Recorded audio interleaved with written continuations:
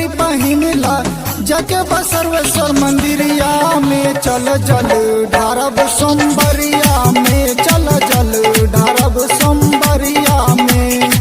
सुनाए भौजी पियरी पहिनला सुनाए भौजी पियरी पहिनला जाके बसर्वेश्वर मंदिरिया में चल जल ढारब सोमबरिया में चल जल ढारब सोमबरिया में।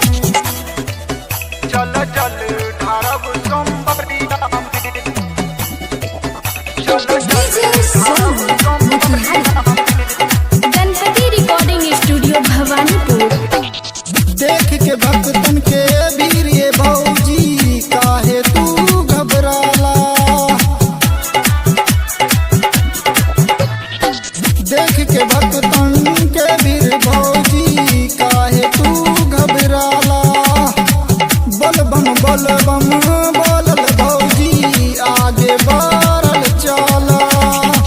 कांवर सजल बा जल भरल बा कांवर सजल बा जल भरल बा जाके बाबरनेश्वर मंदिरिया में चल जल ढारब सोमबरिया में चल जल ढारब सोमबरिया में।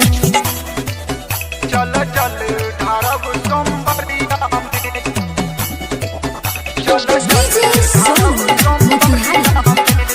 Ganpati recording studio Bhawanipur. देर तू अतना काहे करेला मनवा बाबौराइल। देर तू अतना काहे करेला मनवा बाबौराइल। अंग अंग मोर भक्ति में डूबल दहिया बागर माइल। बरसेला पानी अब नहीं मानी बरसेला पानी अब नहीं मानी जाके बसवी नगरिया में चल जल ढारब सोमबरिया में चल